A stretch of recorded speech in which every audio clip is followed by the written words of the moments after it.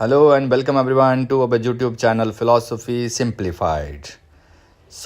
Pre-Socratic philosopher series में जो first thinker आज हम डिस्कस करने वाले हैं वो हैं थेल्स, फर्स्ट फिलोसोफर। फर्स्ट कहने का सिंपल सा मतलब है कि वो फर्स्ट वन थे मैनकाइंड की हिस्ट्री में जो इंटेलेक्चुअली इतने डेवलप थे कि जिन्होंने जो ग्रीक माइथोलॉजी थी उसको चैलेंज किया था, जो फेथ और बिलीफ के खिलाफ पहली दफ़ा खड़े हुए थे, जिन्होंने रीजन को सपोर्ट किया था, जिन्होंने पहली बार चीज़ों की जो रैशनल एक्सप्लेनेशन है वो देना शुरू की थी। यही वजह है इनको क्या बोला जाता है, फर्स्ट फिलोसोफर जो हमारे थे वो थे थेल्स।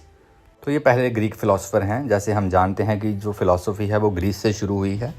वो ग्रीस में एक गांव का नाम था मिलेटस, वहाँ पे इनका जन्म हुआ था 624 BCE में और इनका डेथ हुई थी 546 BCE में। यही वजह है मिलेटस में जन्म होने की वजह से जो जिस स्कूल में इनको रखा जाता है उसका नाम है Malaysian school. Clear? Malaysian school में बेसिकली 3 थिंकर्स हम डिस्कस करते हैं, थेल्स, एनेक्सामेंडर और एनेक्सामाइंड्स। थेल्स के स्टूडेंट हुए थे एनेक्सामेंडर और एनेक्सामेंडर के स्टूडेंट थे एनेक्सामाइंड्स और तीनों को हम डिस्कस करेंगे, बट आज के लेक्चर में हम डिस्कस करेंगे थेल्स को। तो थेल्स मलेशियन स्कूल के फाउंडर हैं, बट हम उनको लूज सेंस में ये तो कह सकते हैं कि वो फादर ऑफ वेस्टर्न फिलॉसफी हैं, बट अगर हम टेक्निकली देखें तो हम उनको फादर ऑफ फिलॉसफी नहीं कह सकते, क्योंकि जो सिस्टमेटिक फिलॉसफी है वो प्लेटो से शुरू हुई थी और वो प्लेटो को ही फादर ऑफ फिलॉसफी कहा जाना चाहिए।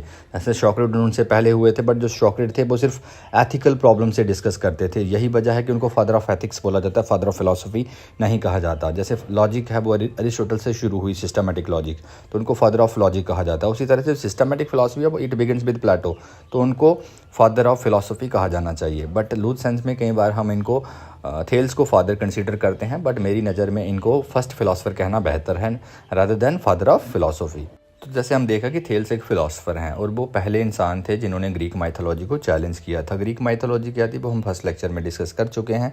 जो पोइट्स की क्रिएशंस थी, होमर और हेसियोद पर्टिकुलरली, जो माइथोलॉजिकल एक्सप्लेनेशन देते थे वेरियस फिनोमेना को लेके, और थेल्स जो थे वो फर्स्ट फिलासफ़र थे जिनको वो एक्सप्लेनेशन बिल्कुल भी डाइजेस्ट नहीं हो रही थी और इनको उन्होंने क्वेश्चन करना शुरू किया। उसी क्वेश्चनिंग के साथ फिलॉसफी शुरू होती है और यही वजह है थेल्स को जो 7 सेजेस थे एंशिएंट ग्रीस के, उनमें से एक माना जाता है। कि कंट्रीब्यूशंस की बात करें तो सबसे जो मेजर कॉन्सेप्ट जो हम जिससे डील करते हैं वो है इनका कॉन्सेप्ट ऑफ वाटर को लेके इनके काफ़ी ज़बरदस्त ओपिनियन थे। ये बोलते हैं कि जो वाटर है it is a fundamental principle और फंडामेंटल सब्सटेंस। तो थेल्स के अकॉर्डिंग जो वाटर है उसमें से ही सारी चीज़ें ओरिजिनेट हुई हैं। तो water is the originating principles, everything comes out of waters directly और इनडायरेक्टली। तो अगर फिनोमिनल वर्ल्ड की बात करें, हम यहाँ पे हम सॉलिड चीज़ें देखते हैं, लिक्विड फॉर्म में देखते हैं, गैसियस फॉर्म में देखते हैं, but according to Thales everything comes out of water, चाहे वो सॉलिड फॉर्म में है, चाहे लिक्विड फॉर्म में है, चाहे गैसियस फॉर्म में है। इस तरह से हमने देखा था कि जो मेन प्रॉब्लम थी जिससे प्री-सॉक्रेटिक फिलोसफर्स डील कर रहे थे वो थी प्रॉब्लम ऑफ चेंज।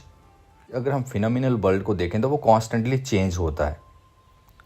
क्लियर?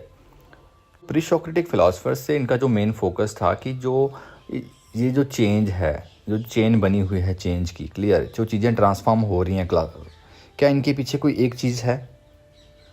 और उसी क्वेश्चन को आंसर करते हुए थेल्स ने बोला था वो चीज़ वाटर है। जैसे पानी की बात करें तो पानी से अगर उसको हवा में रख दिया जाए वो धीरे धीरे उड़ जाएगा हवा में, तो उसमें से हवा भी बन सकती है। अगर उसी को टेम्परेचर डिप होता है तो वो आइस लाइक सब्सटेंस में कन्वर्ट हो जाएगा, और ज़्यादा डिप हुआ तो अर्थ लाइक सब्सटेंस में कन्वर्ट हो जाएगा। लाइफ की बात करें तो हम वाटर के बिना सर्वाइव नहीं कर सकते, कोई भी चीज़ वाटर के बिना सर्वाइव नहीं कर सकती। जहाँ तो हम ऐसा देखें जो भी लिविंग क्रिएचर्स हैं, जो लिविंग थिंग्स हैं, उन सब में मॉइस्चर होता है, सब में वाटर होता है। तो उस तरह से थेल्स डिक्लेयर कर देते हैं कि जो वाटर है वो एक लिविंग प्रिंसिपल है, वाटर पोसेस लाइफ। ये चीज़ भी कहते हैं कि everything is full of gods, that means everything is divine, each particle of water is divine. और यहीं से इनका कॉन्सेप्ट निकल के सामने आता है हाइलोजिज्म का, कि मैटर प्रोसेस लाइफ। थेल्स जो थे वो एक हाइलोजिस्ट भी थे। इनका जो कॉन्सेप्ट निकल के आता है नेचुरलिज्म का, कि वो थेल्स जो हैं वो एक नेचुरलिस्टिक फ़िलासफ़र हैं। नेचुरलिस्टिक फ़िलासफ़र हैं, हम ऐसा क्यों कह रहे हैं? क्योंकि जो थेल्स ने प्रॉब्लम स्टडी की थी वो सिर्फ नेचुरल वर्ल्ड को देख रहे थे, फिनोमिनल वर्ल्ड को देख रहे थे। वो they do not have any interest in metaphysical worlds. पे अगर हम बात करें सबसे ज़्यादा पानी ही है, तो ऐसा भी हो सकता है कि थेल्स ने यात्राएं की होंगी, एक्सपीरियंस किया होगा कि वाटर जब अबंडेंट फॉर्म में है, तो उन्होंने डिक्लेयर कर दिया कि वाटर ही प्राइमरी सब्सटेंस है। इससे इनका मोनिज्म डेवलप हो जाता है, that is single substance.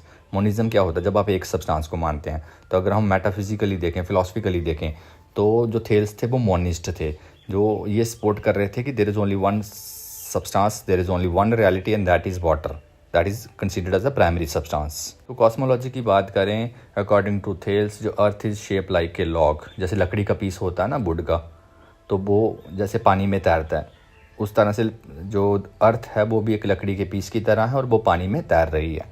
Contributions की बात करें थेल्स की, तो थेल्स ने सोलर इक्लिप्स प्रेडिक्ट किया था 585 BCE में। इनका काफ़ी कंट्रीब्यूशंस हैं, जैसे इन्होंने पिरामिड्स की हाइट्स को मेज़र करने के तरीके इन्वेंट किए थे कि ड्यूरिंग द डे टाइम्स एक समय ऐसा होता है जब हमारी हाइट और हमारी जो शैडो होती है वो बिल्कुल इक्वल होती है, और उसी टाइम पे हम जो पिरामिड है और उसकी शैडो को मेजर करके पिरामिड की हाइट का पता लगा सकते हैं। इसको इंजीनियर भी कंसीडर किया जाता था कि इंजीनियरिंग में भी इनके काफ़ी कहानियाँ हैं जो प्रसिद्ध हैं, जैसे कि एक बार एक राजा था और उसको ग्रीस में एक नदी क्रॉस करनी थी, क्लियर, तो वहाँ पे फ्लड आ चुका था काफ़ी ज़्यादा, और वो जो किंग था और उसकी जो सोल्जर्स थे वो नदी को पार नहीं कर पा रहे थे।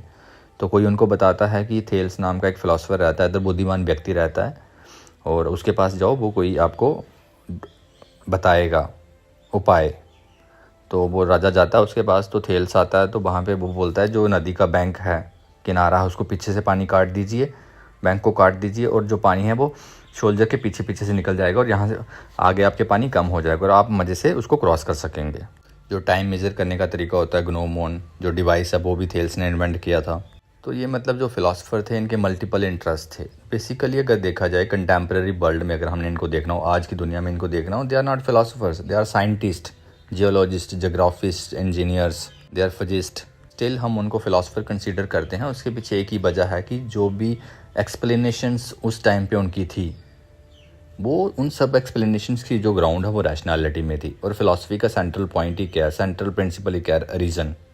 यही वजह है कि जो प्री-सोक्रेटिक फ़िलासफ़र्स जितने भी हैं उनको फ़िलासफ़र कंसीडर किया जाता है। उनको हम साइंटिस्ट नहीं कहते, जियोलॉजिस्ट नहीं कहते, जोग्राफिस्ट नहीं कहते हैं, सिर्फ इस वजह से क्योंकि वो जो उनकी फ़िलासफ़ी है, it has its ground in rationality, reasoning, arguments. तो कंक्लूड करें इस लेक्चर को, तो जो थेल्स हैं वो फर्स्ट फ़िलासफ़र हैं, वो फर्स्ट पर्सन हैं जिन्होंने ग्रीक माइथोलॉजी को चैलेंज किया था, वो फर्स्ट पर्सन है जिनको ग्रीक माइथोलॉजी की जो एक्सप्लेनेशन थी वो डाइजेस्ट नहीं हो रही थी, वो फर्स्ट पर्सन हैं जिन्होंने ये कहा था कि वाटर जो है फंडामेंटल प्रिंसिपल है, वो फर्स्ट पर्सन है जिन्होंने मोनिज्म का कॉन्सेप्ट इंट्रोड्यूस किया था कि जो रियलिटी है, रियल है, जो वो वन है।